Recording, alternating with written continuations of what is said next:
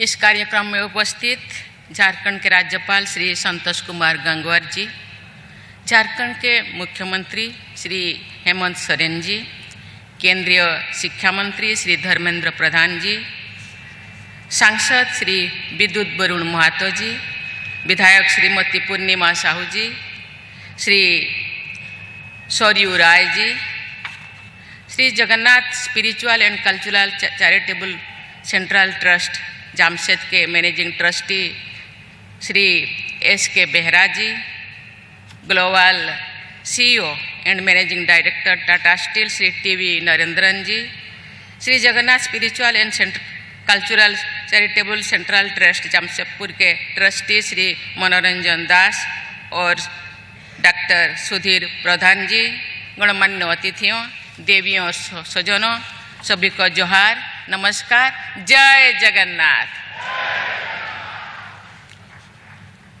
महाप्रभु जगन्नाथ की कृपा से मुझे इस भूमि पूजन के शुभारंभ का अवसर मिला। मैं महाप्रभु जगन्नाथ के चरणों में कोटि कोटि नमन करती हूँ। इस पावन अवसर में मुझे जोड़ने का माध्यम बनाने के लिए मैं Shri Jagannath spiritual and cultural charitable trust के पदाधिकारियों को हृदय से धन्यवाद देती हूँ।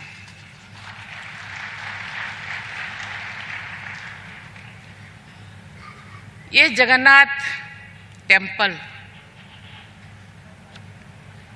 आज का समय सही समय है।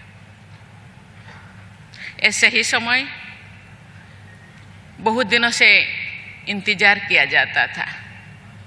मैं जब झारखंड के सेवा में थी तब से, लेकिन जगन्नाथ तो जगन्नाथ है ना, अछलिया है,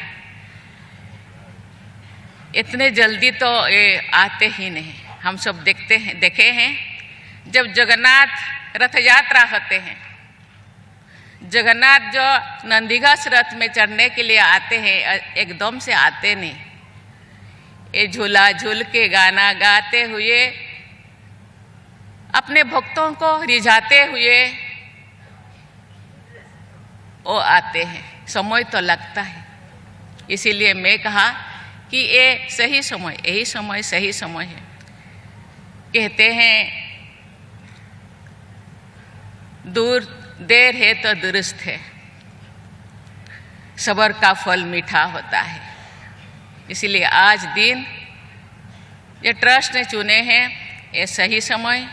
कहा जाता है जो जगन्नाथ नीलाचल धाम में रहते हैं, नीलाचल बिहारी, ऐसे ये झारखंड बिहारी, जमशेदपुर बिहारी भी कहलाएंगे। उनकी कृपा पूरी मानवता पर बिना किसी भेदभाव के समाज समान रूप से बरसती है। महाप्रभु जगन्नाथ की कृपा सर्वजन सुलभ है। इस भाव को व्यक्त करते हुए अत्यंत सहज लोकप्रिय एक कहावत है, जगन्नाथ का भात जगत पसारे हाथ, मत पूछो जात पात। जगन्नाथ के द्वार में कोई जात पात नहीं। वहाँ जो टंक पानी होता है सब हाथ लगा के खाते हैं। वहाँ कोई छूत अछूत, जात पात, बड़ा छोटा का कोई भेदभाव नहीं। इसलिए जगन्नाथ जगत के नाथ कहलाते हैं। देवियों और सज्जनों, भगवान बिरसा मुंडा की धरती पर आकर महाप्रभु जगन्नाथ से जुड़े पवित्र कार्यों का अवसर मिलने का मैं अपने आप को परम सौभाग्य मानती हूँ। झारखंड में आकर मेरी अनेक स्मृतियाँ जीवंत हो जाता है। जो मेरे समय पे यहाँ सेवा में मुझे दिया गया था, उस टाइम का स्मृति मुझे ताज़ा हो रहा है। राज्यपाल के रूप में यहाँ के लोगों की सेवा करने के जो आशीर्वाद मुझे मिला, वो मेरी विशेष शक्ति है। कोल्हान का ये क्षेत्र जीवन जनजातीय परंपराओं के साथ देश की अन्य आध्यात्मिक परंपराओं की संगम का सुंदर उदाहरण प्रस्तुत करता है। यहाँ के लोगों ने सदियों से चली आ रही परंपराओं को संजो कर रखा है। यहाँ विभिन्न समुदायों के लोग मिलजुल कर रहते हैं। ये सामाजिक सौहार्द महाप्रभु जगन्नाथ की भक्ति का प्रमुख आयाम है। महाप्रभु जगन्नाथ के पुरी में स्थित परम पवित्र मंदिर के निर्माण की कथाओं में हमें विभिन्न समुदाय के सम्मिलन के संदेश मिलते हैं। सवर्ण नामक जनजातीय समुदाय के राजा विश्वावसु भगवान नीलमाधव की नित्य उपासना करते रहते थे। राजा इंद्रद्युम्न ने अपने मंत्री विद्यापति को राजा विश्वावसु के पास भेजा ताकि वे भगवान नीलमाधव के प्रतिमा के विषय में जानकारी प्राप्त कर सके। एक लंबा कहानी है। राजा विश्वावसु की पुत्री ललिता के सहयोग से विद्यापति ने भगवान नीलमाधव की प्रतिमा के विषय में जानकारी प्राप्त की। इस प्रकरण से जुड़े अनेक कथा कथांतर विद्यमान है। ब्राह्मण जाति के विद्यापति और जनजाति समुदाय के राजा विश्वावसु की पुत्री ललिता के बीच स्नेह उत्पन्न हुआ और दोनों विवाह बंधन में बंधे हुए हैं। राजा इंद्रद्युम्न ने महाप्रभु जगन्नाथ, बलभद्र तथा देवी सुभद्रा की प्रतिमा सहित महाप्रभु जगन्नाथ के पवित्र मंदिर का निर्माण हुआ।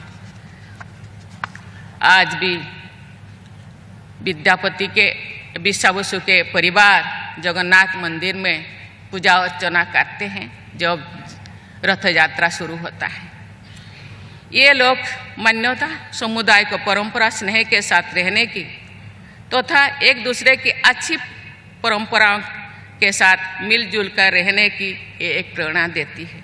मुझे विश्वास है महाप्रभु जगन्नाथ का यहाँ निर्मित होने वाला मंदिर अध्यात्म और सामाजिक सौहार्द का एक प्रमुख केंद्र बनेगा। झारखंड एक जनजाति समुदाय के लोग ज़्यादा रहते हैं।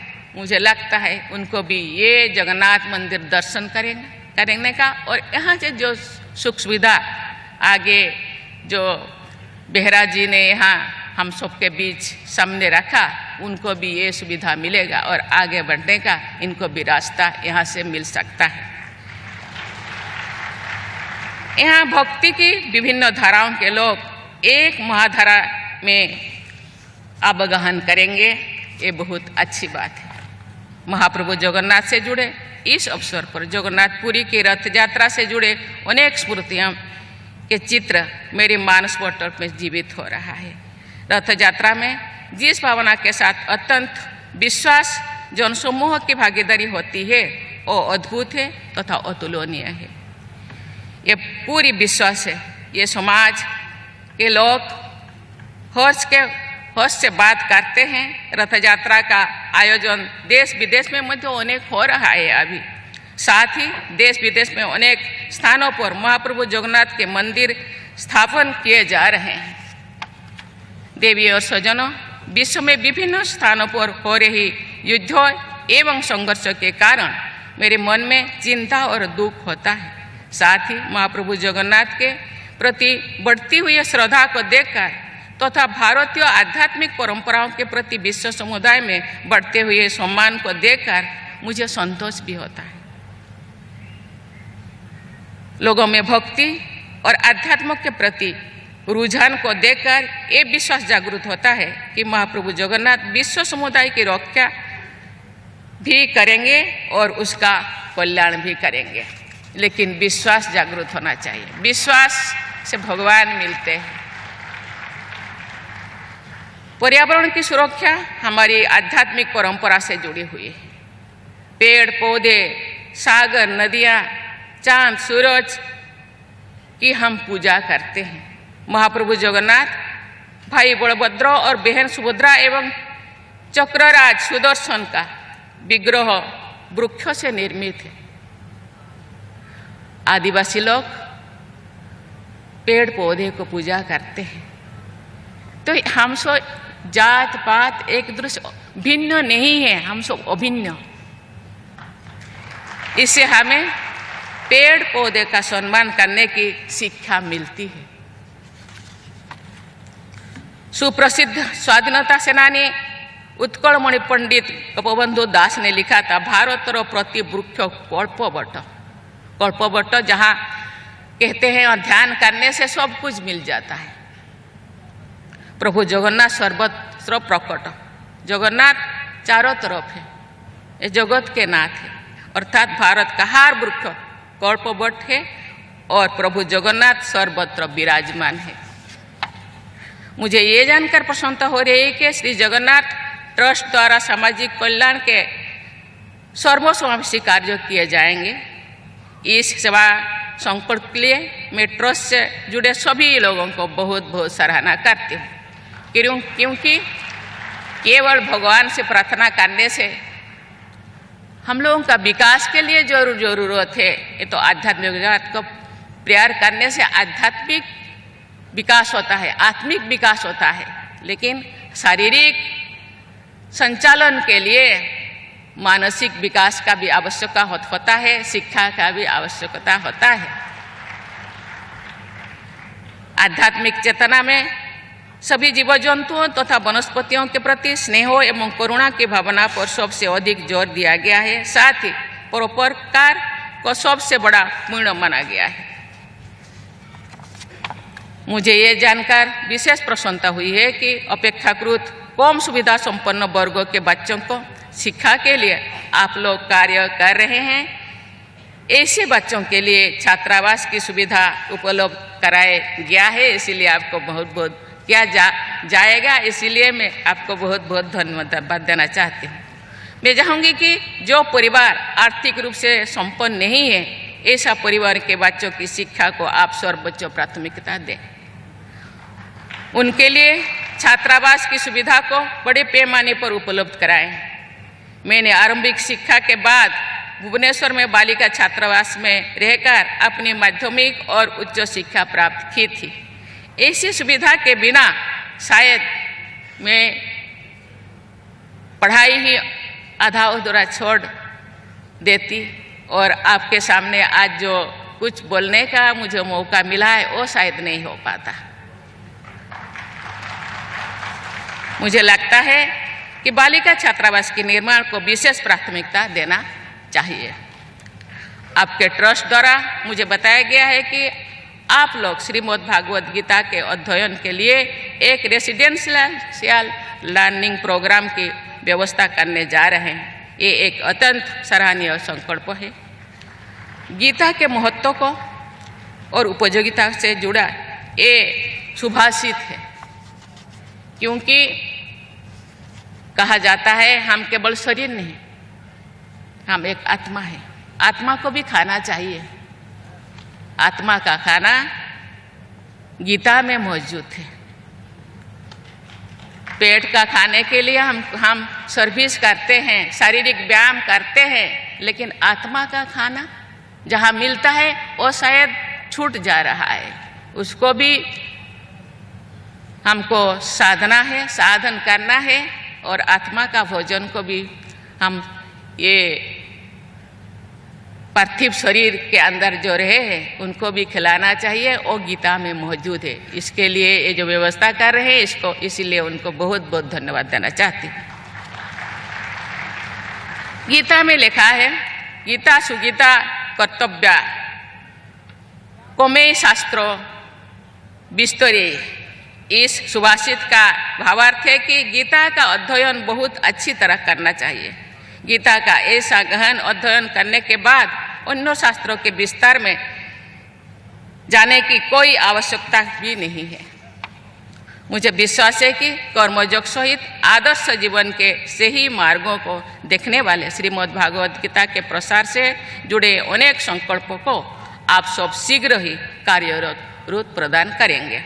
ऐसा करके आप युवा पीढ़ी को आध्यात्मिक जागृति, युवा पीढ़ी कभी कभी भटक जा रहा है, उनको सही रास्ता देने के लिए ये आध्यात्मिक जागृति, चरित्र निर्माण तथा व्यक्तित्व के समग्र विकास में अमूल्य योगदान देंगे। ये आपके द्वारा राष्ट्र निर्माण में योगदान सिद्ध होगा। मुझे विश्वास है कि आप सबके प्रयासों से यहाँ स्थापित होने वाला महाप्रभु जगन्नाथ का मंदिर आस्था, संस्कृति, सामुदायिक सेवा का सम्मानित केंद्र होगा। मैं महाप्रभु जगन्नाथ से प्रार्थना करती हूँ कि आप सबके पवित्र संकल्प सिद्ध हो तथा इस क्षेत्र सहित हमारा देश समग्र प्रगति के लक्ष्य को प्राप्ति करेंगे। इसी शब्दों के साथ मैं आपको बहुत बहुत धन्यवाद देना चाहती हूँ। जय जगन्नाथ।